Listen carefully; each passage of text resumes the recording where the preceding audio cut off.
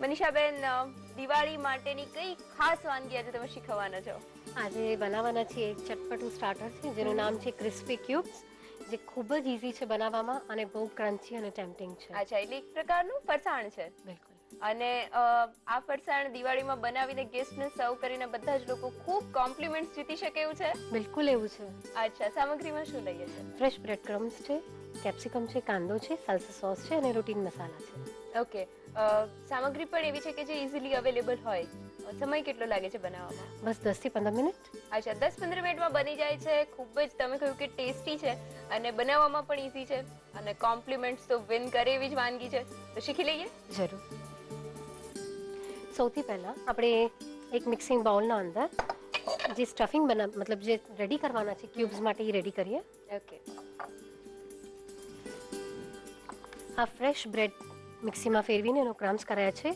એક મોટો કપ લેવાનો છે. ઓકે. એના સાઈડ સાથે એને પીસ મિક્સીમાં ગ્રાઇન્ડ કર્યું છે. ઓકે. અચ્છા, એની કિનારી રિમૂવ નથી કરી પહેલા? હાજી, એની સાથે જ એને કરવાનું છે. એના અંદર 3 ટેબલસ્પૂન બારીક ચોપ કરેલા કેપ્સિકમ, 3 ટેબલસ્પૂન ટામેટા, એના વચમાંના સીડ્સ કાઢી લેવાના છે. ઓકે. 3 ટેબલસ્પૂન બારીક ચોપ કરેલા કાંદા, એકદમ બારીક કાપેલા છે. આમાં છે ને જેટલું બારીક હશે એટલું એનો દેખાવ સરસ લાગશે. રાઈટ. સ્વાદ મુજબ મીઠું નાખીશું. સાલ્સા સોસ નાખવાના છીએ જેમાં ઓલરેડી મીઠું છે એટલે આમાં થોડું સાચવીને નાખીશું. 3 ટેબલસ્પૂન સાલ્સા સોસ છે. 3 ટેબલસ્પૂન બારીક ચોપ કરેલી કોથમીર નાખીશું અને આને પહેલા બરાબર મિક્સ કરી લઈએ. ઓકે. જે પૂરણ બનાવીએ છીએ અત્યારે એમાં મેઇનલી બ્રેડ ક્રમ્સનો બેઝ છે અને સાલ્સા સોસથી એમાં ટેસ્ટ એડ થાય છે. બિલકુલ.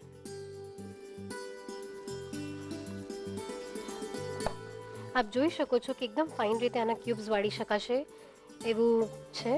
અને જો ક્યારેક એવું હોય કે બ્રેડ ક્રમ્સ બહુ ડ્રાય હોય અને બધું છૂટું પડી જાય તો એમાં 1 થી 2 ટેબલસ્પૂન પાણી પણ એડ કરી શકાય છે. અચ્છા, આ કન્સિસ્ટન્સી લાવવા માટે જરૂરી હોય એટલું પાણી ઉમેરી શકીએ છીએ? બિલકુલ. અત્યારે એકદમ ફાઇન રીતે મિક્સ થઈ ગયું છે પણ ક્યારેક એવું થાય તો તમે એડ કરી શકો છો. રાઈટ. બરાબર મિક્સ થઈ ગયા બાદ એને નાના નાના ડાઈઝના શેપ આપી દઈએ. ઓકે. વાનગીના નામમાં જ ક્યુબ્સ આવે છે એટલે શેપ કમ્પલસરી ડાઈઝનો આપવાનો છે. બિલકુલ. આવી રીતે નાના નાના એને શેપ આપી દઈએ. સ્ટાર્ટર તરીકે સર્વ કરીએ છીએ એટલે નાના નાના બનાવીશું. અધરવાઇઝ મોટા પણ કરી શકાય છે. શેપ બહુ જ ક્યુટ લાગે છે. મનીષાબેન, દિવાળીમાં તમે કેવા કેવા ફરસાણ બનાવતા હો છો આ દિવસોમાં ખાસ? સ્પેશિયલી મારા હસબન્ડને ઘૂઘરાનો બહુ જ ભાવે છે. અચ્છા. અને એમની માટે બીજી મોલ્ડિંગની કાજુની મીઠાઈઓ, ઘૂઘરા, અને અમારા ઘરમાં ડ્રાય ફરસાણ બહુ ઓછું બનાવીએ. આવી રીતે સ્નેક્સ ને બધું વધારે બનાવીએ છીએ. અને એટલા માટે તમે આજે એવું ફરસાણ ચૂઝ કર્યું છે? હાજી. ખાસ કરીને દિવાળીના દિવસોમાં જ્યારે આ ફરસાણ બનાવીએ છીએ તો બનાવ્યા પછી કેટલો સમય સુધી એને રાખી શકાય છે? આવી રીતે શેપ આપી અને પછી ફ્રીઝમાં કન્ટેનરમાં એને સ્ટોર કરી શકાય છે 1 થી 2 દિવસ. પછી જ્યારે ખાવું હોય ત્યારે કોર્નફ્લાવરમાં રોલ કરી અને ડીપ ફ્રાય કરીને યુઝ કરી શકાય. અચ્છા, એટલે આ સ્ટેજ પર એને 2 દિવસ પ્રિઝર્વ કરી શકાય? બિલકુલ. બરાબર ડાઈસ વળાઈ ગયા છે અને કોર્નફ્લાવરમાં ડીપ કરી લઈએ. પ્રોપરલી કોટ કરવાનું છે. અચ્છા. અને ઇમિડિયેટ એને શેપ આપી પાછો ફરી એક વખત અને તળી લઈએ. અને ઘણા બધા બી નથી નાખવાના બીકોઝ આને ક્રન્ચી કરવાનું છે એટલા માટે 3-4 પીસ નાખીશું. અચ્છા. કે એનો શેપ પણ મેન્ટેન રહે. હા. કોર્નફ્લોરમાં રગદોળતી વખતે પણ તમે ફરીથી એક વખત થોડો શેપ આપી દો છો કારણ કે શેપ પણ એક થોડો નવો છે, ડાઈઝનો શેપ છે એટલે એ પ્રોપરલી મેન્ટેન થશે તો દેખાવમાં બહુ જ સરસ લાગશે. બરાબર.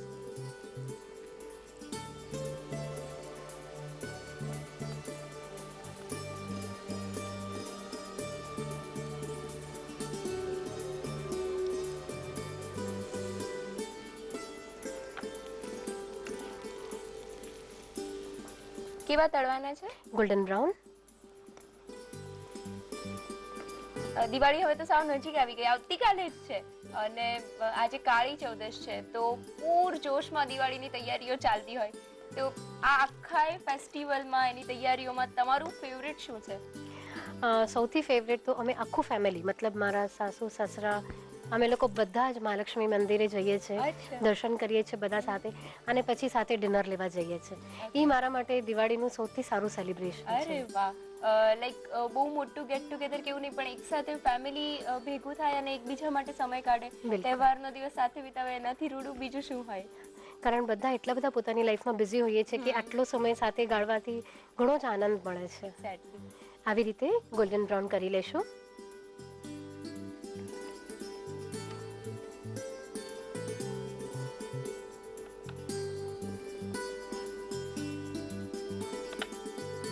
એ જ રીતે બીજા ડાઈસને પણ વારાફરતી કોર્નફ્લોરમાં રગદોળીને તળીએ છીએ. બિલકુલ.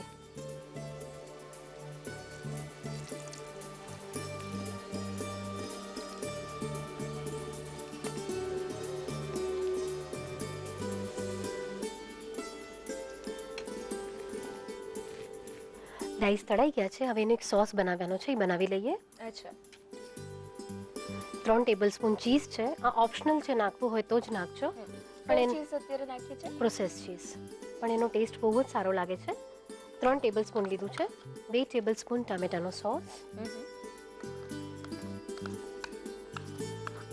2 ટેબલસ્પૂન ચટપટ સોસ છે. જે ચટપટો સોસ રેડીલી માર્કેટમાં મળે છે એ જ લઈએ છે. હા જી, બિલકુલ એ જ લઈએ છે. અને પહેલાં હલકું મિક્સ કરી લઈએ. એટલે એટલું મિક્સ કરવું છે ને કે ચીઝના ગ્રેન્યુલ્સ તૂટી જવા જોઈએ. અચ્છા. ત્યાં સુધી એને આપણે હાથેથી મિક્સ કરી લઈશું. આપ જોઈ શકો છો કે આ ગ્રેન્યુલ્સ તૂટી ગયા છે. જે ડાઈસ તળ્યા છે એને નાખી દઈએ.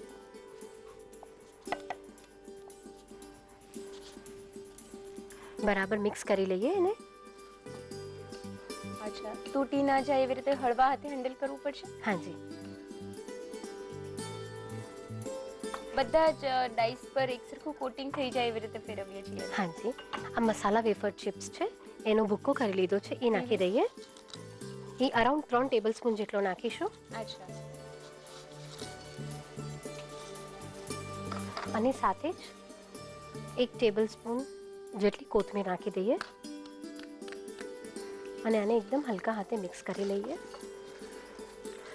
સોસ જ્યારે કોટ થઈ જાય ને પછી જ વેફર નાખવાની છે.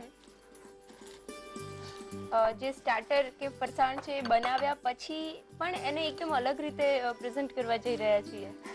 ક્રિસ્પી ક્યુબ્સ નામ છે ને, એટલે એને ક્રન્ચી ટેસ્ટ આપીએ છીએ.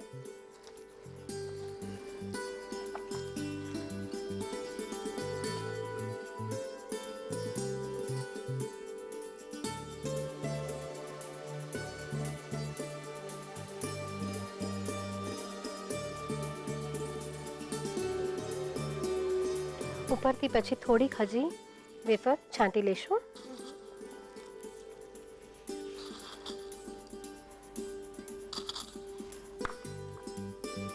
સર્વ કરીએ.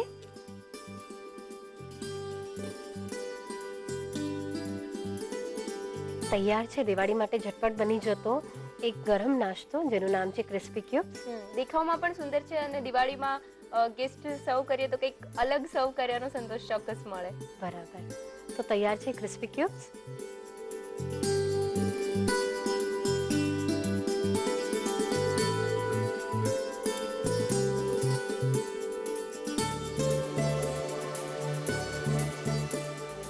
ક્રિસ્પી ક્યુબ્સ બનાવવા માટે જોઈશે બ્રેડ ક્રમ્સ 1 કપ, ઝીણા સમારેલા કેપ્સિકમ 3 ટેબલસ્પૂન, બી કાઢીને ઝીણા સમારેલા ટમેટા 3 ટેબલસ્પૂન, ઝીણી સમારેલી ડુંગળી 3 ટેબલસ્પૂન, મીઠું સ્વાદ અનુસાર, સાલ્સા સોસ 3 ટેબલસ્પૂન, ઝીણી સમારેલી કોથમીર 3 ટેબલસ્પૂન, તેલ તળવા માટે, કોર્નફ્લોર 1 કપ, સોસ બનાવવા માટે છીણેલું process cheese 3 tablespoon, tomato sauce 2 tablespoon, ચટપટા સોસ 2 ટેબલસ્પૂન, મસાલા વેફર્સનો ભૂકો 3 ટેબલસ્પૂન, ઝીણી સમારેલી કોથમીર 1 ટેબલસ્પૂન, ગાર્નિશિંગ માટે મસાલા વેફર્સ. ક્રિસ્પી ક્યુબ્સ બનાવવા માટેની પદ્ધતિ: સૌપ્રથમ એક બાઉલમાં બ્રેડ ક્રમ્સ, ઝીણા સમારેલા કેપ્સિકમ, બી કાઢીને ઝીણા સમારેલા ટામેટા, ઝીણી સમારેલી ડુંગળી, મીઠું અને સાલ્સા સોસ તથા ઝીણી સમારેલી કોથમીર લઈને મિક્સ કરો. તેને હાથેથી થેપીને ક્યુબ્સ બનાવી લો. તેને કોર્નફ્લોરમાં રગદોળી ગરમ તેલમાં ગોલ્ડન બ્રાઉન રંગના તળી લો. અન્ય એક બાઉલમાં છીણેલું પ્રોસેસ ચીઝ, ટોમેટો સોસ અને ચટપટા સોસ લઈને મિક્સ કરો. આ સોસમાં તળેલા ક્યુબ્સ લઈને મિક્સ કરો. હવે મસાલા વેફર્સનો ભૂકો, ચીણી સમારેલી કોથમીર ઉમેરી મિક્સ કરો. સર્વિંગ ડિશમાં લઈને મસાલા વેફર્સના ભૂક્કાથી ગાર્નિશ કરી સર્વ કરો.